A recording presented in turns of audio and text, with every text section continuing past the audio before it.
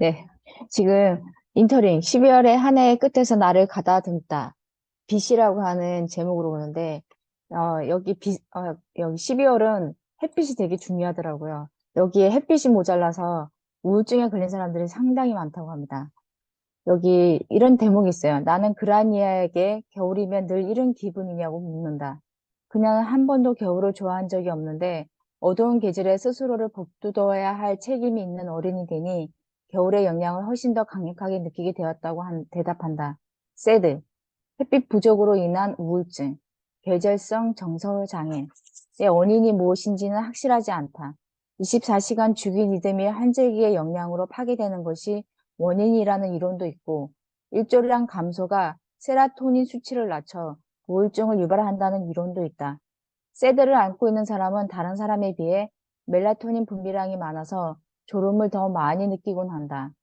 원인이 무엇이든 간에 세드는 환절기에 일조량의 변화가 확연한 영국과 같은 국가들에게서 많이 발생하는 것으로 보인다. 손으로 만질 수도 없는 빛 같은 것이 우리의 기분과 안녕에 그토록 막대한 영향을 끼치다니 참 희한한 일이다. 하지만 겨울 잠지와 나무 등 자연 세계를 구성하는 상당 부분이 그들에게 주어지는 햇빛의 양에 아주 민감하게 반응한다는 것을 기억한다면 고개를 끄덕일 법하다. 전기불은 이제 풍족하지만 우리의 몸을 그에 맞춰 진화하게 한 유일한 빛, 즉 햇빛은 확보하기가 어렵다. 여름에 우리는 에어컨을 틀어놓는 사무실에서 일하고 노화와 화상, 궁극적으로 피부암 예방을 위해 선크림을 겹겹이 바르며 빛을 피하려고 든다.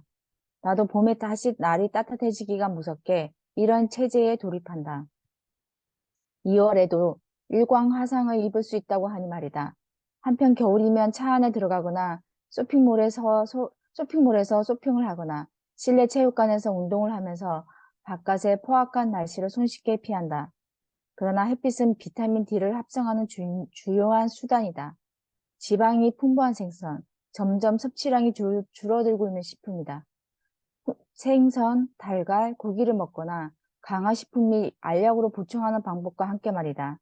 10월부터 3월에 걸친 영국의 동절기에는 중간길이 자외선 복사량이 비타민 D를 생성하기에 충분하지 않는데 이제는 여름에도 많은 이들이 충분한 햇빛을 쬐지 않는 터라 아이들에게서도 이 영향이 나타나기 시작하고 있다. 사이먼 피어스 교수와 텀 박사는 2010년 1월 영국 의학 저널에 발표한 임상 논문에서 아동기 구루병이 다시 출현했다고 보고했다. 구루병은 뼈를 약하고 무르게 하고 골격 변형까지 일으키는 질병이다. 아이들이 햇빛에 노출되는 것을 염려하는 동시에 햇빛을 충분히 쬐지 못할까 봐 걱정해야 하는 것은 현대의 삶이 가져온 부조리한 현상이다. 그러나 우리에게 이제 지식이 있고 세상은 변했으므로 그 사이에서 균형을 찾기 위해 노력해야 한다. 따라서 우리는 섭취하는 칼로리와 그 칼로리의 정확한 조성을 걱정하는 것에 더해 충분한 운동을 하고 있는지, 식량과 함께 불가피하게 수반되는 포장 쓰레기를 어떻게 줄일지, 재활용을 충분히 하고 있는지 걱정하는 것에 더해 어떻게 스트레스를 관리할지, 어떻게 아이들과 우리 스스로에게 이롭게 대할지를 걱정하는 것에 더해 적정한 양의 햇빛을 받고 있는지를 점검해야 한다. 이 새롭게 부과된 걱정거리는 내일을 조금 더 겨울처럼 느끼게 한다. 그러면서 이분이 하는 말이 있었어요. 그게 뭐냐면